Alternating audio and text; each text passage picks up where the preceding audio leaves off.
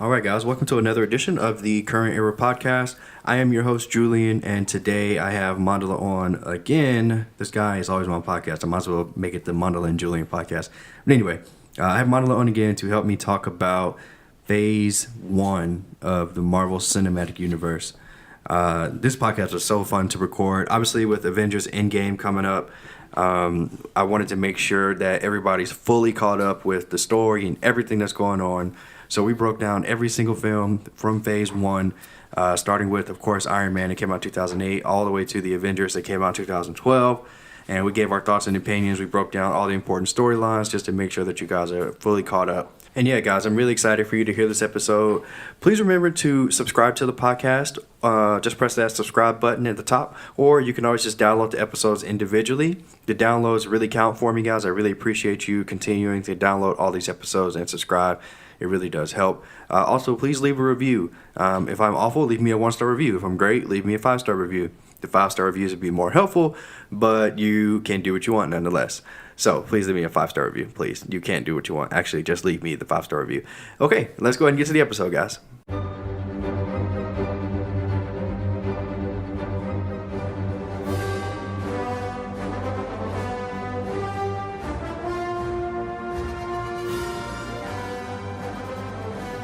All right, so I am here with the, what should I call you, Mandala? The resident MCU expert, or what? You can just call me the Galactus of of MCU pod knowledge. Yeah, okay. Galactus, that's a pull. Yeah. That's not even in the MCU, but that's okay. I will excuse you because it's a Marvel reference. Mm-hmm. Yeah. Fox acquisition. Yeah. That's deep cut already. All right, let's calm down. So today, I wanted to have you on the pod, man, because obviously Avengers Endgame comes out in a few weeks. Cannot wait. So excited to see it. But, now is the time to get everybody caught up. So, if you haven't seen, I don't know why, if you haven't, but if you haven't seen any of the Marvel movies up to this point, we're going to help you get caught up movie to movie. So we're going to start with Phase 1. But before we do, man, I just want to ask you some general questions about the MCU. So how did you even get introduced into the Marvel Cinematic Universe? Into the actual universe, or just Marvel? No, the Marvel Cinematic Universe, not Marvel. That's it. Okay, yeah. Okay, sure. Yeah, with Iron Man, that was. Oh, so you actually saw the first Iron Man in theaters? Yes. Okay. See, I didn't. I didn't. Okay. Oh, you didn't? No. Okay. Oh, okay. Yeah, I saw the first Iron Man. Of course, I didn't see it growing to what it is today. Sure. But I saw the first Iron Man, the end credit scene with Nick Fury. Mm-hmm. So I had an idea that it was going to expand, but I had no idea it would be where we are right now. This is amazing. Interesting. Okay. So, yeah, see, mine, that's totally different for me because I did not see the original Iron Man in theaters. Okay. The first movie I saw in the MCU Phase 1 was actually Captain America. Wow. That's 4 or 5 movies down the list. And I had to go back and watch all of the other movies. Did you have no interest in seeing Iron Man? No. Or Hulk or anything like that? No, I didn't. Zero. So, were you invested in comics early, or you came to later in your life? You became invested in the lore of Marvel and stuff like that. So I was always a bigger DC fan. Yeah, I was always especially around that time period, because that time period is when they were doing Justice League the animated series. They were doing Superman, Batman the animated series, Justice League Unlimited. So around that time, I was more focused on the DC movies. Okay, I didn't really care for the Marvel movies aside from X-Men. Those were the only ones that were good. How about the Sam Raimi Spider-Mans? Well, okay, but okay. Those are 2 Marvel properties. I don't see why this was different, but okay. It was. Okay. I'm sorry. Listen, okay. The original Iron Man, that put Iron Man on the map. Yeah. Before that, Iron Man was a B+ player at best, if we're being honest. Yeah, so that's very true. Yeah. When the movie came out, I didn't care to see it. Okay. Just being honest. Okay. The first one I saw was Captain America. And, I love that so much that it made me go back and watch the rest. And now, I'm in now. But, yeah. Whatever. So you actually saw Iron Man first. And did you see it in theaters? Yep. Wow. We already established that. But yes, I saw it in theaters. Jeez. Yeah. Why do you... What? But why? Why what? Why did you go see Iron Man? We just talked about how Iron Man was just a B+ player. He was a B+ player, but, to most of, I guess the common person, but me, I was already invested in Marvel since I was a child. So, oh really? He wasn't a B+ character to me. I knew he was. I was super excited to see him. So, and yeah. Okay, that's interesting. I didn't So you've been a fan of Marvel for a long time. So I mean, how far back does this go? Like, what's like your earliest memories of Marvel comics? I was probably around 10 years old. What happened was my mom used to always go to the mall and she'd bring me, and I would never like. I didn't like to shop with her or anything like that. Sure. So I go in Borders for like 2 hours. Okay. And Borders had a comic book section. That's the OG Borders. Wow. Yeah. And I remember just craving to go to the mall with her because I'd be in Borders for like 2 hours. I didn't want to leave. I'd just be reading comics the whole time. And so that was what drew me into the comics and, DC, Marvel, all that. Wow. That's so interesting. Yeah. I didn't read my first comic book until, MCU, really. Mm-hmm. I was always a fan of the animated series, even like Spider-Man animated series, X-Men animated series. Like, I was huge fans of those, but the comic books, I don't know. I just didn't like them. But, obviously that's all different now. But so we kind of brought it up before, but, the first movie in the MCU is Iron Man. Yeah. Came out in 2008, May 2nd, 2008. So this is the movie that started everything for the MCU. Nobody knew, I don't care what anybody says, nobody knew that it was going to be the pillar that it is in the Marvel Cinematic Universe. But, obviously it started everything. Robert Downey Jr., he's just iconic as Iron Man. So I just want to get your thoughts on the first Iron Man movie as a whole. Sure. I loved it, honestly, but I feel like people put it on a pedestal. Like, of course, like I have to give it its respect. It's Sure. what popped it off. Sure. But as a film, it's a good movie to me. It's not great. A lot of people will say it's great, and it came out like around like the same year as like the Dark Knight, I believe. Yeah, it did. Same year, exactly. Yeah, and so comparing it to that was just like, but looking back, I can respect what it's done. I remember being taken aback by the comedy in the superhero film. Like, really? I was laughing. Like, I was like, wow, this is like, it was comedy in Sam Raimi Spider-Man and stuff like that. But Sure. this was like, it was just in your face comedy in a superhero movie. And that was really something new to me that stuck out. Right. But now it's become a stakeholder in the MCU. Yeah. Like, every Marvel movie has elements of comedy in it. Right. But back then it was kind of groundbreaking to me. And like you said, he was a B-list character. Now he's a household name. Absolutely. On every book bag. Absolutely. Shout out Robert Downey Jr. He transcends the character. He is Iron Man. Yep. Shout out Jon Favreau, the director. He's been a part of a lot of classics, actually. Elf, Jungle Book. You say Elf? Yeah, Elf. Like, his range is really crazy when you think about it. Elf, Iron Man, Jungle Book, like Lion King coming up. Like, Man. I loved it, man. Yeah, so Favreau for me, I made sure to put him on this list because obviously, he directed and he was in it. But, going back and watching the movie, he's like, he plays Happy Hogan as a character in the movie. Yeah. And he's like so funny to me. Like in that role, like he's so funny. Like he's like he's almost like an Alfred, except, he's, obviously not 100 years old, but, Happy's just like Happy's just like a super funny character to me. Like every time he's on the screen, he always cracks me up. And, I just love him in the films, but also, I'm really excited to see him in Homecoming. No, not Homecoming. Far From Home. Oh yeah, the new Spider-Man. Apparently, he has a big role with he's dealing with Aunt May. So I yeah, like how his character has evolved. All right, anyway, what does that mean? Wait, what does that mean? Why is he dealing with Aunt May? Aunt May should be at least 90. Anyway, but yeah, so like you said, man, Iron Man.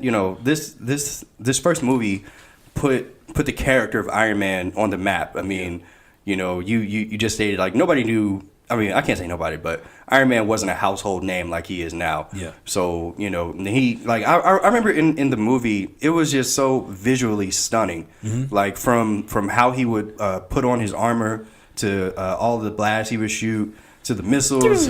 Yeah, like, it's just... I tried to recreate the blast sound.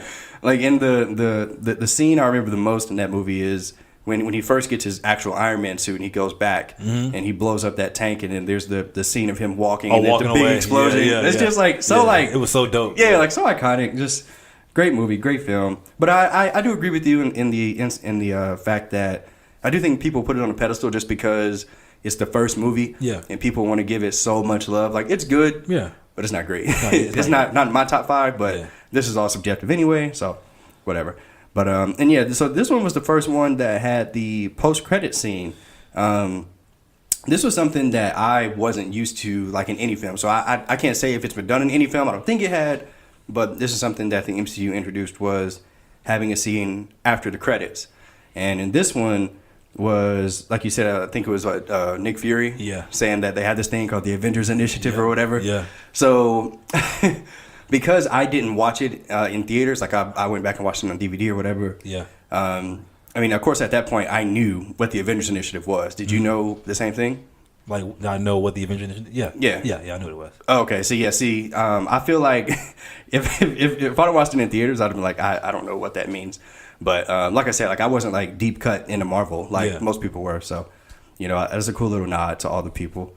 And then they made The Incredible Hulk, the best movie in the MCU. Yeah, time to wake up now. What's funny is that I didn't realize that this movie came out so close to Iron Man. This came out in June of 2008, and Iron Man came out when? May 2008. Wow, me either. I thought it was like a year after or something like that. No, yeah. According to Wikipedia, got lots of information on Wikipedia. So according to Wikipedia, Incredible Hulk came out in June. Oh wow. Yeah. So this was Edward Norton's Incredible Hulk. So I've only seen this movie twice, and it was years ago. Like I haven't seen it in the past 7 or 8 years. Yeah. From what I remember, the movie isn't awful. Edward Norton isn't awful. But what do you remember about the Incredible Hulk movie? Yeah, I mean it's not awful at all. It gets crapped on a lot. I mean, honestly, I don't see it as part of the MCU timeline. Like I just see it as like some alternate universe. Like I know it's in But is it because that they couldn't keep Edward Norton? And exactly. Yeah. Because that's just weird. But Edward Norton is a great actor. So I mean he can never just do like horrible. Like the movie isn't bad. Yeah. It's just a weird entry in the MCU, like I said. Mm-hmm. Can you see Edward Norton in the MCU today? Like, say he took his contract. Could you see it? Man, it's tough to say that because Mark Ruffalo, I mean, he has, in my opinion, he's taken Hulk and he's made it something that I don't know if Edward Norton could have done. But that's me saying that after seeing Ruffalo in how many of the films as Hulk, Yeah. So that's just hard to say. I mean, actually, I like Edward Norton. I like his Hulk look better than Ruffalo's. Really? Because like they base Ruffalo's look off like an ape. Mm-hmm. To make it look different. Sure. But like Edward Norton's Hulk is like a veiny, strong. Like he got like a fade. like he just looked like a dope. Like, I don't know. Like I like his aesthetic as Hulk better than the Ruffalo. But I mean, of course, I love Ruffalo as Hulk. Sure. But I don't think Ruffalo has stamped the character the way Robert Downey Jr. has stamped Iron Man, the way Hugh Jackman has stamped Wolverine. I can see somebody else being Hulk, even though Ruffalo's done a great job in my opinion. Yeah. So yeah, I mean, I can see Edward Norton still being Incredible Hulk. Yeah. Yeah, and it's just kind of funny how he's like a small guy. He turned into this big hulking beast. Sure. I thought that was cool. Yeah, but I mean, to me, that Ruffalo comment, that's not fair because he hasn't gotten a chance to star in 3 separate movies Robert Downey Jr. has with Iron Man, and Hugh Jackman's had 10 Wolverine movies. That's true. So I mean, maybe if given the chance, I know that we've talked about this before, but I think that the Incredible Hulk can be done an individual movie. I agree. I mean, they just they need to choose something besides his origin story because we've seen that so many times in so many different mediums. But I feel like if they take a comic book adaptation, like they kind of tried it with the when Thor Ragnarok. I mean, they kind of mixed that with Thor's, but. So what do you think about Hulk? Like, do you think that they can make a good Hulk movie, and do you have any type of idea for it? Yeah, I definitely think it can be done. There's a lot of good storylines in the comics. You can do She-Hulk. You can do World War. I'm good on that. You can do World War Hulk. Like it had elements of World War Hulk in Ragnarok. But, you can definitely extend that storyline. Definitely. I think Hulk can be done right if you give him a good villain, give him good motivation. And also, it's just kind of weird, too, that movie had the same Thunderbolt Ross that they used in Civil War. So, basically, that's, like, confirming that, that did take place in the MCU. Of course it did. Like, it had, they had Robert Downey Jr. at the end credit scene. Yeah. They had the same Thunderbolt Ross. Yeah. To me, you should have just scrapped it. Like, just the whole thing? I want a different Thunderbolt. Like, I don't want that to do... Like, I don't have to... Like, I don't know. It's weird. I don't want that to... Like, that's just, like, too much non-continuity error for you? I hate it.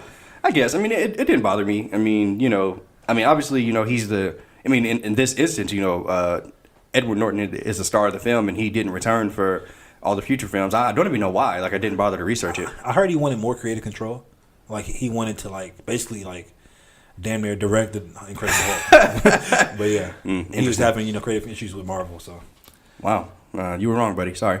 Okay, and yeah, in this Incredible Hulk film, they made mention of the Super Soldier program. Yeah. Which having seen Captain America first, obviously I was like, because back then, and like guys, like this is 10 years ago, so like there wasn't all this understanding of all these movies are just connected. Yeah. So like this is when everything was just new to, okay, this movie matters in this universe, and like these are in the same universe. So I was like really excited about that. Yeah. Because obviously the Super Soldier is like Captain America, and I guess you had to see this in theaters too, right? So did that? I've seen every Marvel Cinematic Universe movie in the theaters. Yes, I have. You're annoying. Wait, have you seen Ang Lee's Hulk? You remember that one in 03 or 04? Something like that. I don't know. 2002. It sounds very familiar. The first Hulk with Eric Bana. It started Eric Bana as Bruce Banner. Probably, yeah. I couldn't tell you a single scene from the movie, but yeah, I've probably seen it. Remember he was fighting them big ass dogs? You don't remember that? Like a big poodle? No, I don't remember that at all. Never mind. It's a weird movie, but I was just wondering if you've seen it. No. I mean, maybe I have and I just don't remember. If it came out in 2003, that means I saw it in 2003 and I haven't seen it since. So, okay. Yeah, that was 16 years ago. Okay. But, yeah. And yeah, so in this Incredible Hulk movie, they had Abomination who, they could have done better on the CG. Like, I was just like, bro, like, he looks... Was it awful, really? I mean, I remember it being awful. Yeah, it reminded me of Doomsday and Batman vs Superman. Okay, but that came out in 2016? Yeah. So, I mean, if you're comparing 08 to 2016, it has to be not too bad, right? No, I mean, awful is awful. Like, it doesn't matter when it came out. Okay. I'm just saying, like, that's one thing that I remember from the movie. It was bad? Okay. I'm talking about Abomination. Yeah, but Hulk's was good, though? But Hulk CG was good? It was better than Abominations. It didn't bother me. Like, I didn't feel insulted by that. Okay. But, yeah, like, Abomination. And I think maybe just because he was ugly. But, I mean, that's his character. So, whatever.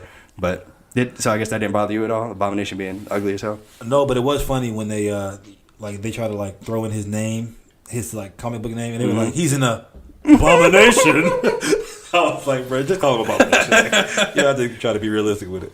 Yeah, interesting. Yeah. And then, yeah, the post-credit scene for this one, so this is when we actually learn for real that this is one universe, connected. So they saw Tony Stark walking to a bar, talking to Thunderbolt, and great name, by the way. Pikachu. No. But yeah, yeah. So what do you think about that post-credit scene? Did it excite you as a Marvel fan to realize that these were all in the same universe? Of course, yeah. Yeah. And but I mean, of course, back then I thought it would be Edward Norton going forward, but yeah. Really? Okay. Yeah, and I bring this point up because I mean this is back before the internet was really popping and every secret was just leaked before you could even show the movie.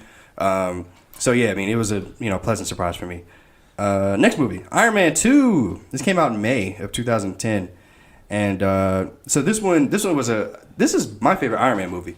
I thought that it was a step above Iron Man by far, as far as they introduced a lot more characters, but the way, and I think this is something that they try to do in every Iron Man. The way that he puts on his armor is always just so cool. So cool, yeah. The briefcase scene, you remember that? Yeah, I'm just bro, this is it makes Iron Man just cool. And also, it's pretty cool. Every movie he upgrades his armor, right? Yeah. Iron Man 1, Iron Man 2, Iron Man 3. Yeah. Spider-Man, Homecoming. Yep. Avengers. He's constantly upgrading the armor, which is so dope. And then so in Infinity War when he had the little nanobots. Oh yeah, that was just what the heck? That was so dope. Yeah, but I'm pretty sure. So in Iron Man 2, this is the one where he was on his tower.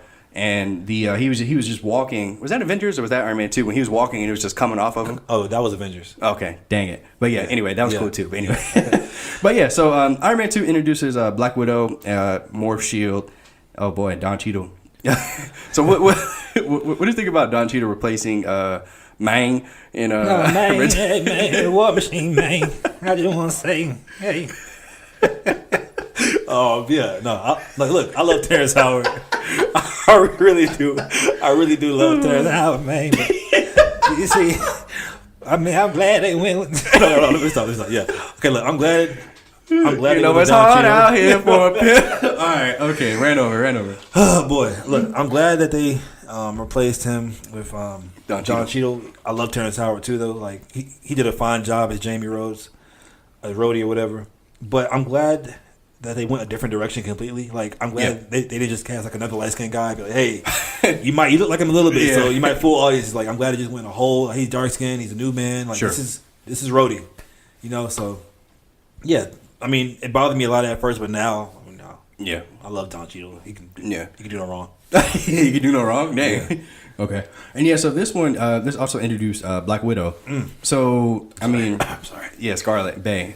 So yeah, I mean, I feel like my timeline is so messed up because I saw Captain America first, but I had no idea who Natasha Romanoff / Black Widow was because, like I said, at the time I wasn't a huge Marvel fan, right? Yeah. So when they introduced this chick in the movie. And she's like she comes in as just this assistant from Shield, and then she has that scene in the hallway where she's just destroying these guards. She's doing flips and freaking arm bars. I'm just like, dang, she fine. Yeah. But did you like Black Widow being introduced? Yeah, definitely. I love Black Widow. But even though I was I kind of like knew about Marvel already. I still had a brief knowledge about her. I didn't know too much about Black Widow. Okay. But yeah, now I'm fully invested in the character. Oh, definitely. I love Scarlett Johansson. Yes. Great casting decision in my opinion. I just think Black Widow needs her due. Like she needs her own movie. I think they're trying to do her own movie. Yeah, I heard that. To me, it's kind of disrespectful that, like, I love Captain Marvel, but that she got her movie before Black Widow. Like Black Widow's put in the work.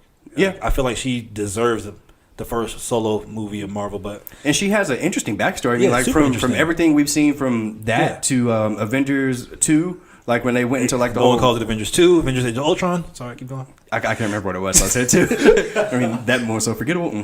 But anyway, so I mean, in Avengers Age of Ultron, where she had her scene when she's a little Russian girl and she has to, what do they call it? Something about the red room? Yeah, whatever. Wait, red room? Yeah. I don't think that's what it's called. Oh, no, her red ledger? Yeah, there we go. Okay, I want to say this ain't 50 Shades of Grey, buddy. But yeah, Scarlett Johansson, Black Widow. She's awesome as the character. Yeah. I'm like, I am totally invested in her character as well. Just like you said, she was awesome in Avengers. That was like my first real exposure to her was Avengers, the first Avengers. But she was fantastic in this. I was really happy to see her in here. And then so Iron Man 2. This is the one that I mean, the first Iron Man put Iron Man on the map, right? But like this one just like it exploded. Like Iron Man was everywhere, off the map. Yeah, and like it was like so popular. Like I remember kids were just having they were some of those little Halloween masks, like just the mask, and I see all these commercials. I'm just like, bro, like Iron Man, like he's here to stay. Yeah. I mean, he is now, but I'm saying like back then he's. Never mind. Oh yeah, retrospectively. Okay. But it's just crazy to see how popular this guy is now, and Robert Downey Jr., Kevin Feige. I can never say this guy's name correctly. Kevin Feige. Yeah. Feige. Kevin Feige. 2 syllables. Feige. Yep. Kevin. You. Him. They made Iron Man so popular. I'm so glad that they started it with Iron Man. I think it was a bold choice because he's not like at the time anyway. He wasn't like a known commodity. But I mean he was all they had because they couldn't do Wolverine or a Spider-Man or a Fantastic Four. So yeah, fantastic stuff. And Mickey Rourke. Mickey Rourke was the villain in this one. He was Whiplash. Yeah. So I really put this on the list because I'm a wrestling fan. So at the same time that they were releasing Iron Man 2, he also did The Wrestler. And it was around WrestleMania season, and he was doing an angle with Chris Jericho. And he was supposed to get in the ring, but they didn't want him to get in the ring because he was doing his movies and blah, blah, blah. And I thought it was hilarious that Mickey Rourke was like in this movie at all as like a villain because he's like so old and so immobile. But did he surprise you at all in this movie? Because he was awful to me. He was awful to you? Awful. Okay. Well... Yeah, he was definitely a weird choice just as a villain. Not Mickey Rourke per se, but just the villain of Whiplash. Like, that's your follow-up to Ironmonger. Like in the comics, he's even lamer than he was in the movie. Like really? It's just like whips, like regular kind of whips. Like they had, I don't know, it's weird. Anyway, I thought Mickey Rourke did what he could with the character. Like the guy has whips. Like what are you gonna do? Like you know what I'm saying? I thought he put off an intimidating foe for the most part. But I thought to me, the standout was Sam Rockwell's portrayal of Justin Hammer. Like, he didn't have any powers, but just he meshed so well with Robert Downey Jr. as Tony Stark. Yeah. So his adversary to Tony Stark, as you know, Whiplash was more of an adversary to Iron Man. Iron Man, yeah. And I just loved Sam Rockwell's portrayal of Justin Hammer. Yeah. And it's funny you say earlier that this is your favorite one because it's mine too. But oh wow, a lot of people say that this was a step down from Iron Man 1. Really? Yeah, like a lot of MCU fans be like Iron Man 2. It wasn't. I loved Iron Man 2. I think it's the best in the trilogy as well. Yeah. And also it's funny what you said earlier too about Marvel couldn't start off with Spider-Man and Wolverine because they were owned by different properties at the time. But do you think if Marvel had all of its rights, they probably wouldn't have started off with Iron Man? No, it'd probably be like Spider-Man or something like that. Absolutely. It would have been Spider-Man or Wolverine or something. Have a totally different, feel to it right now. Yep. It'd be so funny just to see how the MCU would be shaped today if they had all their properties back then. Seriously, yeah, that'd be a great split universe or Earth 2, whatever they want to call it. But yeah, man, that's DC. Yeah, sorry. But anyway, but I mean, yeah, man, I don't.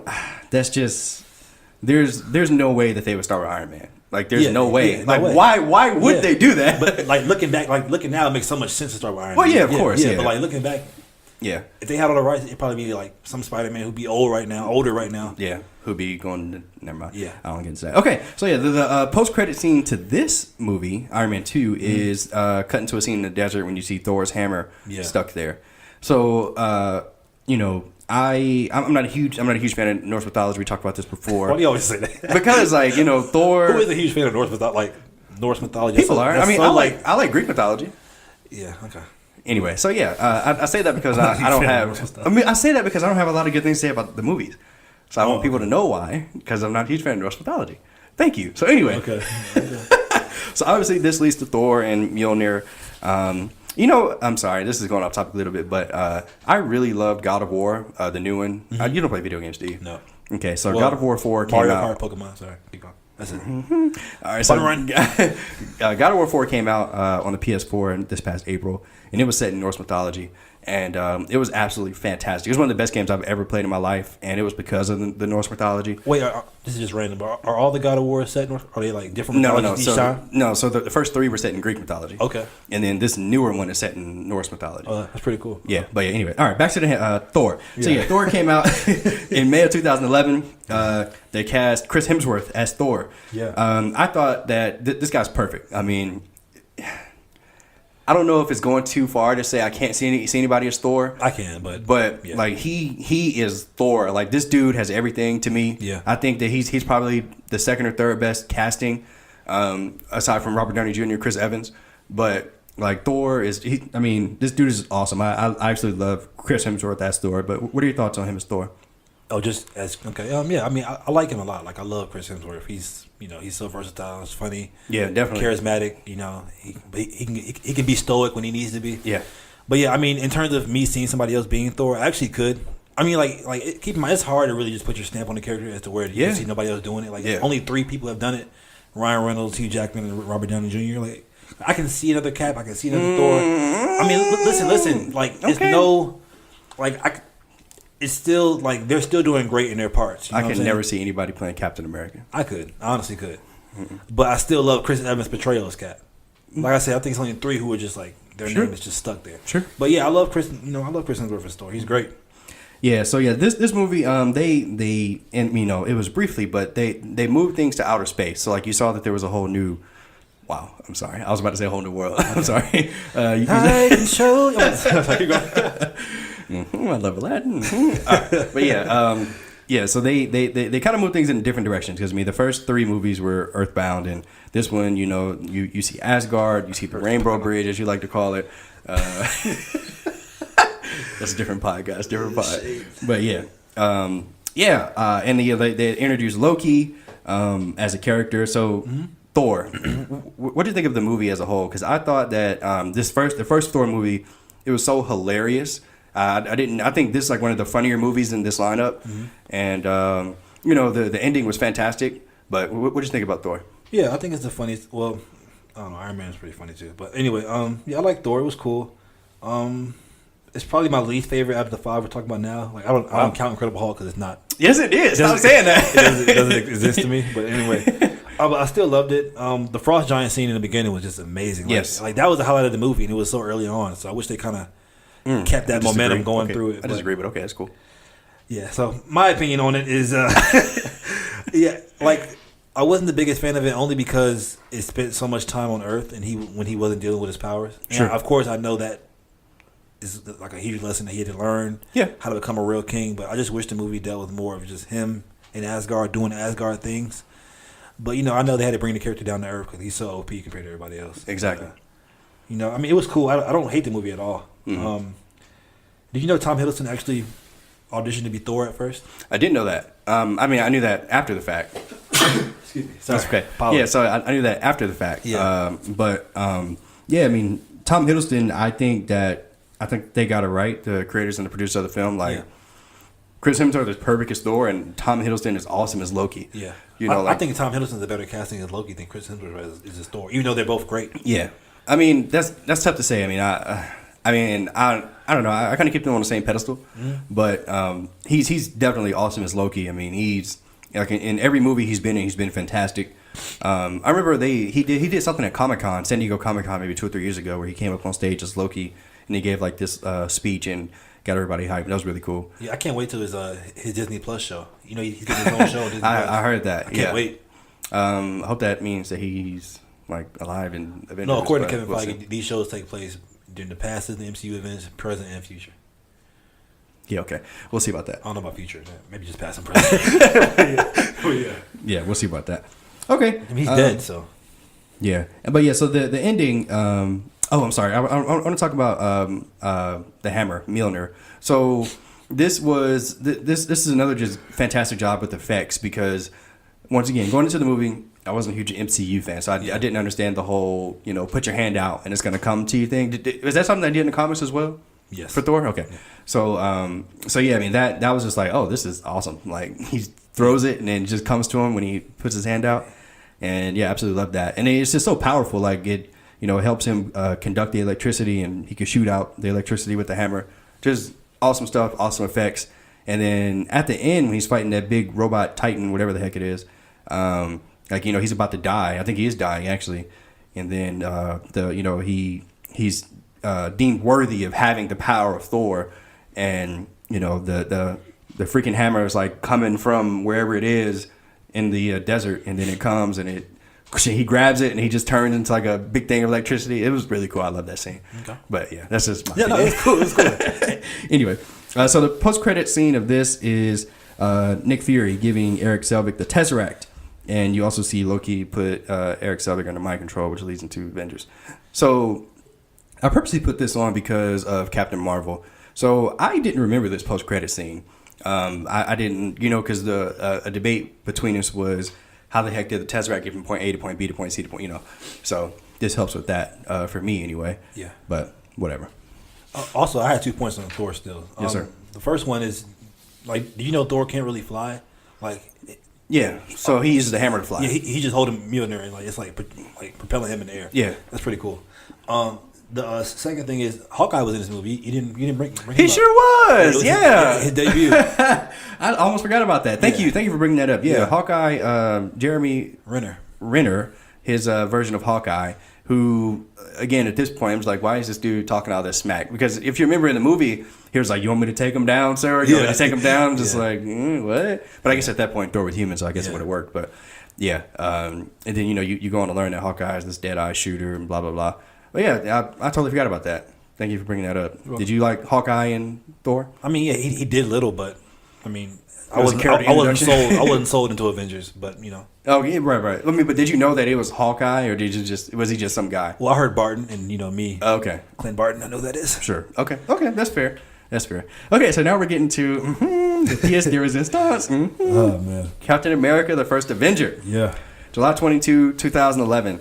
So I'll be the first to admit, when they cast, and this is the first one I saw in theaters. So when they cast Chris Evans as Captain America, I was so skeptical. I was pissed. You were pissed? Yes. Really? Well, okay. Well, go ahead. Why were you pissed? Because I had seen the Fantastic Four movies. I thought he did fine in Human Torch, but I was like, this guy's because just the personality between Johnny Storm and Captain America. Captain America are just so different. I was like, he can't pull this off. Right. This is Human Torch. Like, leave him there.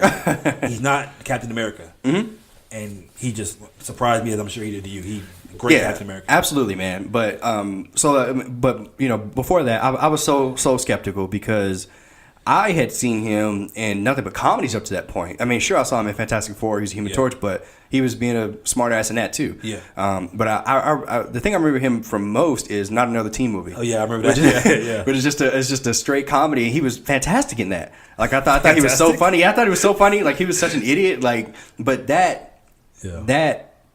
alone made me skeptical of him as Captain America. Yeah, I was like, this guy is, come on, Steve Rogers. Like, because you know, I mean, obviously everybody knows who Captain America is. Yeah. Like if there's somebody on this list you're going to point out before any of these movies came out, you're going to know Hulk and you're going to know Captain America. Yeah. So like Captain America he's one of their first superheroes. I mean, he was such a big thing in World War II when they were when the country was fighting World War II. I mean, he's just so important to Marvel culture. And when they cast Chris Evans, I was just like, what? Like, what? But then I saw the movie, and I saw the fantastic job he did. He was fantastic. One of my favorite scenes in the movie, aside from his transformation, is when they're in training and the bomb team. The bomb. Great scene. Like that captured everything he was in one scene. In one scene. Yeah. I was just like, what? Yeah. Like this dude is crazy. Great scene. That is Captain America. Yes. That is Captain America. That is Steve Rogers. I loved that. Great scene. And then I don't even know what they did, but I guess it was CG how they made him so little in the movie. Great CG for that time too. Like it still holds up. Yeah. And then, you know, him coming out of the chamber, him just being super jacked. I'm just like, yeah. He definitely captured the physicality of like, this dude is ripped. Like, look, like I remember first seeing the trailer, like, this is Chris Evans? Like, oh, crap. Like, yeah, okay. Yes. And then, so Red Skull. Red Skull was a villain who I was very familiar with because I'm familiar with Captain America. But, you know, the actor, and I don't remember his name, but he was Agent Smith in The Matrix. And I was skeptical of him too. I'm just like, bro, like Hugo Smith? Weaving? Hugo? Yeah. Your name's Hugo? Lord of the Rings? But yeah. Oh, he was in Lord of the Rings too? Have you watched Lord of the Rings? No, I haven't. Okay. Potterhead, sorry. Back then, you had to choose. I watched both of them. Okay. Anyway, so yeah, Red Skull. He was pretty good. He was an awesome villain. I like that. I think in this one, this is the one that I remember him actually killing a lot of people. Like, and I don't know if they had did that or the previous villains had done that in any of the Marvel movies. Like he seemed like a real threat to me. But give me your take on Captain America: The First Avenger. What did you think of it as a film? Yeah. At first, I actually wasn't the biggest fan of it. I thought it was. I don't know if maybe it was just my. It came out 2010. 2011. 2011. Maybe it was my. How old was I? 17, 18. I don't know, man. 18, 17-year-old mind, I guess. But I was like, this is boring. Like, it was dry. But you know, I went back and watched it after. You know, now I love it. I don't know what happened between then and there, but anyway, I thought it was a really cool movie. It isn't the best, but it's just a sweet movie. I love period pieces. So I love definitely. How they encapsulated the World War II time era. Yep. Time era. Oh wow. Anyway, also it's just kind of funny too. Like, Cap is one of the only good, like, just a good guy out of, and like, because Marvel has like this thing where like they take these flawed people and they become heroes. Like, that's Marvel's niche. Sure. In DC, like, they're just good for the most part. Like Iron Man's kind of an asshole, narcissistic, self-absorbed. You got Thor, arrogant, conceited. You got Black Widow, she's an emotionless assassin. But Captain America is just a good guy. Yeah. And so it's interesting that Marvel chose to go with Iron Man as the center of the universe instead of Cap. But I think it worked out. But yeah, I love Captain America First Avenger. It was cool. Yeah, and in this one we got to see the Tesseract, we got to see what it could do. This was the first introduction to the Tesseract, wasn't it? Like in the MCU. Yeah. So in this one, Red Skull was trying to use it to make weapons like they were doing in Avengers. Yeah, and it's so funny because it's the Space Stone. But they use it to like blast a lot of times. Like, I guess the gems are just so powerful they can be used for anything almost. Probably, yeah. It's energy, isn't it? Yeah, it's energy. It gave Captain Marvel her powers. So who knows what else they can really do. Yeah.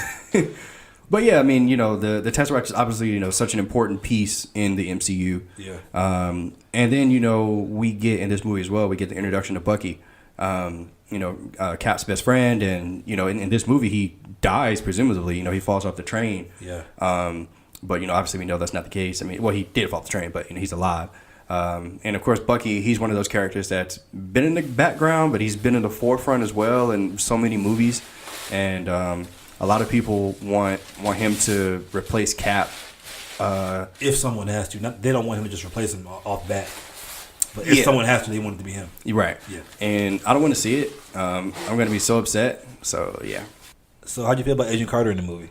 Yeah, she was okay. I wasn't the hugest fan. So, like, I'm weird. I'm weird about love interest. Okay. I get that they have a place in everything. I mean, love is, it's a central theme to a lot of stories. Yeah. But I mean, especially at war, I mean, at the end of the day, you're fighting for the guys that are next to you, but you're fighting for somebody back home, sure. Yeah. But I don't know.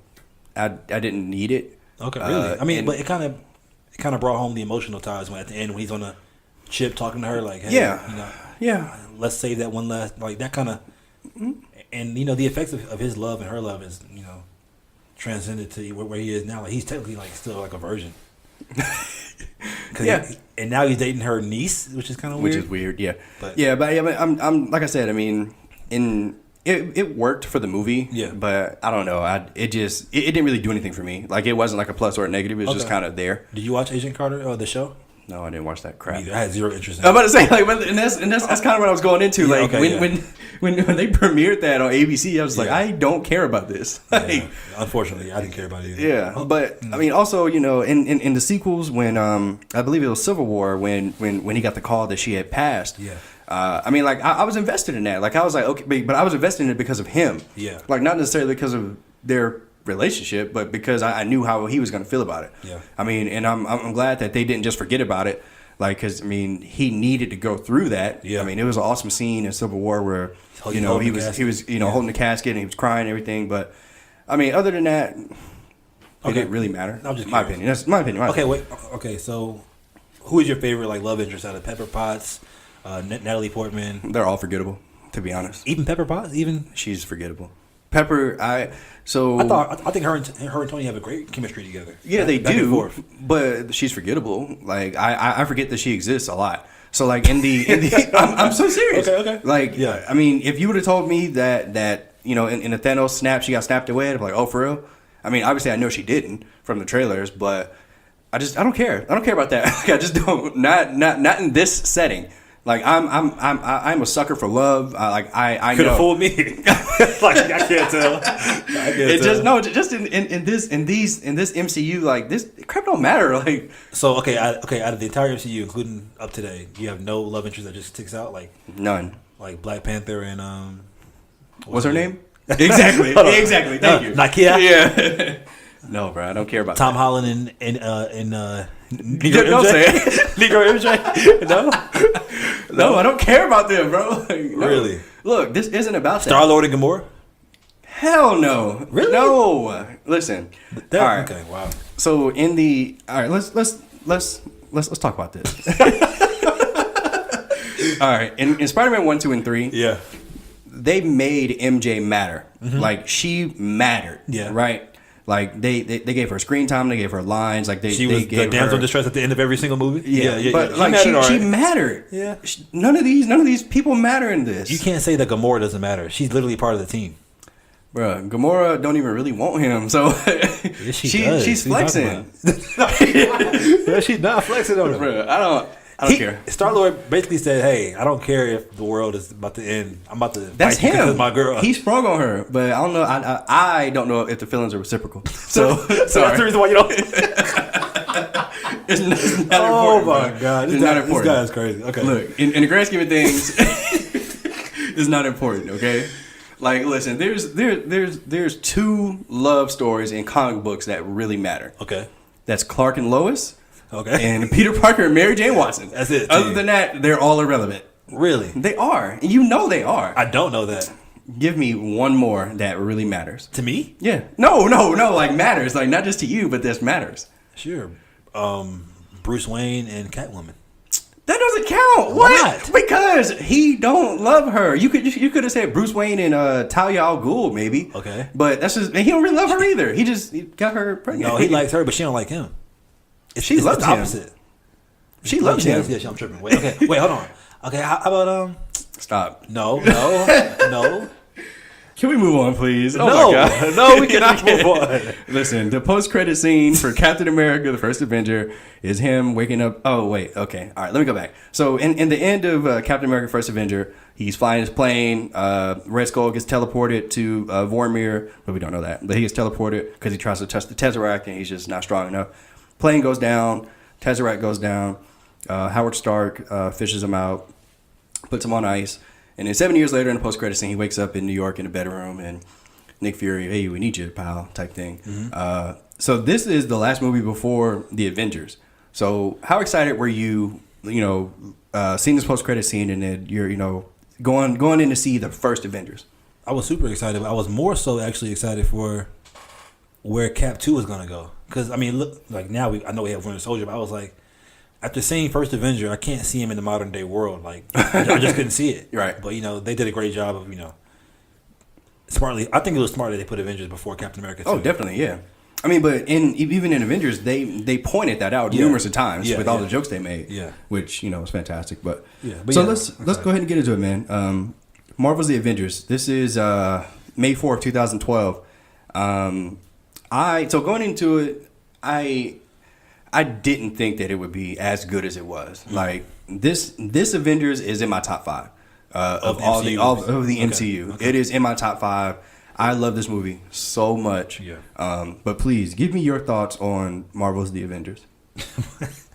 So what's funny about saying Marvel's The Avengers? So I remember just seeing the trailer, man, and being like, this is like everything I've ever wanted. And it's so funny because back then we only had 6 I guess if you include Black Widow and Hawkeye, but we only had 6 characters. That seemed like so many people to have in one movie. Yeah, it did. I was like, you got Hulk, Captain America, Thor, all in one movie. Yeah, right. But now we got like everybody here. But yeah, I just remember being like, I was like, this movie could literally suck, but just seeing them all on the screen, I'm probably gonna love it. Mm-hmm. And it happened to not suck. So that even added to my experience. Great movie. It has so many iconic scenes in this movie. Yep. So many. I thought Hulk, the when he punched Thor. Yeah. It was hilarious. Yeah. Yeah. Iconic scene when Hulk does the thing to Loki. Yeah. Banging him on the ground. But he's like, I'm a god. Yeah. Hilarious. Sorry. I thought Hulk was just a standout. Like definitely. This is what's really made Mark Ruffalo. This brought everybody on board, in my opinion. Oh yeah. Like I'm so glad the Hulk was a standout to me, because he needed this after his previous 2 installments with the Hulks. Ang Lee's Hulk, and then the one with Edward Norton. He needed to stand out. And something that they did in this movie that looking back on, and even during the movie, I'll say that I love that they did creatively. Whenever they mentioned the Hulk, they made it seem like this terrifying thing. Mm-hmm. Like if you remember, he was over somewhere in India. Where did he say? In wherever he was, trying to treat these little kids, and then Black Widow comes and she says, hey, it's just me and you. It's just me and you, man. Yeah. And then he's like, really? It's just me and you, and and then bangs his hand on the counter. Yeah, and she's like, all right, stand down. Yeah. You see like 1,000 guards outside. Yeah, that's just great stuff like that. Yeah. The whole movie, he was basically afraid to turn into the Hulk because he knew how powerful he was. Yeah. I just love that because it put a big mystery around the character and is he crazy or what? Yeah, which he is a rage monster, but whatever. But I love the Avengers, man. How about you? Yeah, man, the Avengers, like I said, it's in my top 5. It had fantastic storytelling. Looking back on it, it led fantastically into the movies that followed it. Mm-hmm. I love how they introduced all the characters into the story. Yeah. Like for me, Thor coming on that plane. Yeah. Whoa! Pause. I'm sorry, Thor. Oh wow! I wasn't even thinking like that. You're crazy. Thor landing on that plane, going to take Loki, and then he throws him out, and then it's the Cap Iron Man Thor fight scene, whatever. with Thor banging his hammer on Cap's shield, and it's the whole thing exploding. It's just fantastic stuff. I loved it, man. I loved it. I love the scene where Loki is trying to subjugate all these people in Berlin, and Cap comes and they have the little one-on-one, and he has that great line about how the last time I was in Berlin and I saw somebody standing over everybody else. Just good stuff. I love the movie. And Cap is real too, because Cap fought Loki one-on-one. Yeah. Fought Ultron one-on-one. And Thanos. And tried to fight them. Like, Cap real, bro. Like, I don't want him to die. Like, Cap don't care if you a god. Bro, Cap gonna fight you, bro. He don't care who you are. Cap said, trying to shoot the one. Let's get it. And also, also speaking of fights, this movie had like a lot of one-on-one fights, like amongst the Avengers. Yeah. They were fighting each other a lot. Like, we had Black Widow and Hawkeye. We had Thor versus Hulk, and we had... Oh, man, I forgot about that, yeah. Yeah, and then we had... Thor versus Iron Man. Mm-hmm. And I thought Iron Man, like, this is just like my own nerd talking, but I thought he held up way too much of a fight against Thor, in my opinion. Maybe Thor was just not trying. I don't know. Maybe Iron Man gave him a good fight. And I was like, this should not. But happen. It was brief though. I mean, he got in a boom. Got a punch or two, and then Thor was just like hammer. I mean, but I understand what you're saying. Like, it should have just been bye bye. Yeah. But they had to make it interesting. They couldn't do that in a movie. But yeah. But I think Marvel has a threat of doing that too, because even I thought Iron Man gave Thanos way too good of a fight. Like, I agree with that. Iron Man made Thanos bleed out of everybody. I mean, Iron Man is dope. Don't get me wrong. Like, his powers are. I mean, his suit is great, but he gave Thanos like the best fight at Infinity War. I think it's because it's just Robert Downey Jr. like the focus of MCU. Well, the counter to that is that it wasn't just like basic form Iron Man. I guess like he was Super Saiyan 3 Iron Man. Like he was using like all those big things. You know what I mean? Like, but like a moon got thrown at him, and he like lived. Yeah, he was like, throwing at the moon at me. I don't know. Whatever. I mean, but all that to say, he did all that, and he just had that little speck of blood. So it's not like he broke his arm. Like I mean. And also it's just kind of funny too, because like in Iron Man's own movies, when he's fighting Whiplash, it's taking him a whole movie to beat Whiplash. It takes him a whole movie to beat the dude, like in Iron Man 3. But he can hold his own against Thor and whatever. Anyway, I'm about to say let's get off of that. Okay, it's just a movie. All right, but I want to speak on the Thor versus Hulk fight, because I had almost forgot about that. Yeah. But I mean that whole fight led to the end where Hulk punches Thor. But like it was so well done. Like it made sure that they both got their licks in, but they both didn't lose either. And when Thor, there's that scene where Hulk is running towards Thor, and Thor's just looking like, this is gonna be a good fight. He gets the hammer, he just smacks the hell out of him. It's just fantastic stuff. And the scene where Iron Man and Cap are going back and forth about the about the Tesseract, and they're using the weapons for it. And then Hawkeye's ship comes, and they're about to blow up their ship, but there's that scene where they're trying to work together, and Cap pulls out that little thing, that sliding thing. He's like, it seems to run on some form of electricity. I was like, bro, you're an idiot. And then, also it was a great scene when Iron Man said, all that's special about you came in a bottle. Right. And then Iron Man said, well, let's take off the suit and go figure out. It was a great banter between them. Yeah, it was just a great movie, man. Yeah. Like, I thought this movie, like, this is why I hate Justice League too, because this movie did a great job of like forming their camaraderie organically. When I feel like Justice League just kind of rushed it, but yeah. So Marvel. We've already talked about how in my opinion anyway, Ruffalo was the standout in this movie, and his Hulk.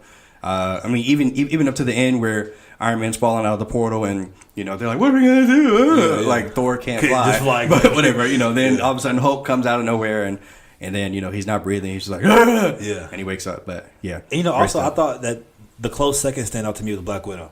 Oh, I agree. Yeah, she had a very important role. Even when she was talking with Loki, she was trying to pretend, and then she was like, "Thank you for helping me." Thank you. I was like, "You smart ass." And her little kung fu fight with Hawkeye was awesome too. When he was kung fu fight. I mean, they was in there trying to kung fu each other. Sure. And she freaking did some tornado grapple flip and hit his head against the rail. That move she does in every movie. Yeah. Yeah. Hey, it's cool every time. Yeah, okay? it's cool. Can you stop hating, please? But yeah, when she put them thighs around, never mind. And the end for Hulk, or for Mark Ruffalo, I should say, when he reveals that he can turn into the Hulk whenever he wants, and he punches down that big worm Chitauri thing, great scene. is awesome stuff. But yeah, man, this movie was the first Marvel film to gross $1 billion. I mean, it's not hard to say why. I mean, now they seem to gross $1 billion every time. Well, Avengers anyway. Black Panther 2. I think Civil War did as well. But anyway, so yeah, I mean, this changes everything for movies. But I mean, for Marvel, I should say, but for movies in general, because after this, we just started getting superhero movie. Yeah. You know, every year. I mean, multiple a year. So. What are your thoughts on that? You know, like, do you feel like there's like an overabundance of superhero films now? And do you blame Avengers for that? Well, I'm the wrong person to ask this question because I love it. I take 6 MCU movies a year. You know. Oh wow. Like I know, but I can understand when people who aren't really invested in comics as much as I am be like, Sure. this is too much. You know. I understand their, their concerns or whatever. Mm-hmm. And but I love it, man. I think Marvel needs to milk it until it's dry because this thing is going. This train is going. I don't see it stopping anytime soon. Like I never thought in 1,000 years I'd grow up to see an Ant-Man movie live action, Right. or even the Black Panther movie. Like I didn't think because if Iron Man's B-list, Black Panther was D-list, Definitely. And so it's amazing to see what it's grown into. I just love the MCU, man. Yeah. Okay. Kevin Feige is genius. Yeah, I agree. I mean, I don't. It's tough to say because Marvel's success has kind of forced DC's hand. Oh, because definitely. Like before, I'm pretty sure Avengers came out before the first DC EU movie, Man of Steel. Definitely. And like I said, like their success made them make Justice League so quickly, which is I know you said that you didn't like the film, and I thought it was okay, but no, you said you loved it. No, I did love the movie. Is it okay or did you love it? No, I loved it, okay. but it's an okay movie. I can love it. You know what I mean? Gotcha. Yeah, you can love an okay movie. But anyway, I just think I don't know. I wish that wasn't the case, that Marvel didn't force DC to do that. But I mean, at the end of the day, it is what it is. I mean, I'm going to take. You can't blame Marvel for that. Well, yeah, I mean, I know, but yes, I can. It's their fault. Anyway, yeah. So the post-credit scene of Avengers is, you see this, it's like some little moon. It looks like these servants are talking about how the Chitauri lost, and there's this guy that turns around in this chair, looks like Shao Kahn, but he's Thanos. We get the first glimpse of Thanos. Who looks so much different than he does. Right. Yeah. It's just it's a really big moment because this kind of confirms where they're going for this Infinity Saga, as they call it now. Yeah. And I had no idea who this dude was. I was like, "What? Who's this purple dude? Like, why does everybody care?" But yeah, I mean, at this point, this is the Marvel movie where I remember like literally everybody stayed for the post credit scene because I mean, this is the 4th or 5th film in the Phase 1, and post-credit scenes are like a thing for Marvel. Like, they always do it. Yeah. And I remember people used to leave. Like, people left for Captain America. I was like, y'all are idiots. I mean, because, I had read that, there's going to be post-credit scenes. And, yeah. But, anyway. So, I just have a few final questions for you, man. Stan Lee, who, obviously, he helped create all of this. Without Stan Lee, there's no Captain America. There's no Spider-Man. Him and Steve Ditko made Spider-Man. But... he does a cameo in literally every Marvel movie. Like, I mean, Fantastic Four, Spider-Man, Hulk, like he does them all. It doesn't matter what property owns it. Yeah. So what are your general thoughts about, Stan Lee and Stan Lee doing these cameos in these movies?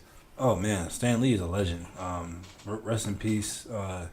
If I could meet 3 people, anybody living or dead, he'd definitely be one of them. Yeah. He's just an inspiration to me as a creator. He's, so I'm so glad that he gets to see this, all the way through. Like, of course, not all the way through, but he gets to see, he got to see the MCU become what we know it is today. Definitely. And that's just great. I'm glad that they gave him a cameo. He deserved it. Yeah. I have nothing but good things to say about Stan Lee, man. Yeah, so I remember, I think the first time I started noticing it was the X-Men movies. My mom was like a huge fan of X-Men. I mean, the first one came out like 2000 or so, like that. Yeah. I mean, I was 7 years old, but we would always go see him in the movies. X-Men, X-Men 2, X-Men 3, all the other Wolverines, whatever. And he was in every single one of them. Mm-hmm. And my mom, she would always get so excited. But there's Stan Lee! And it's like, Mom, like we're in a room full of people. Like, you can't just do that. Yeah. But and like I think one of my favorite cameos that he's done was the. He was like a mailman or a FedEx guy, and he was like, "Is there a Tony Stank here?" Civil War, yeah. I was dead on that one. That one was hilarious. I mean, they're always really funny, and it's always good to see him in the movies. But that one was a standout for me. And I want to say he did one in Spider-Man where he actually gave Peter some advice. He says something along the lines of something he says in a comic book. Not the great power, great responsibility thing, but it's always good to see him in all these cameos. And yeah, R.I.P. Stan Lee. Thank you for creating all this. I mean, you're just, amazing. Even Black Panther. You know he made Black Panther? Yeah.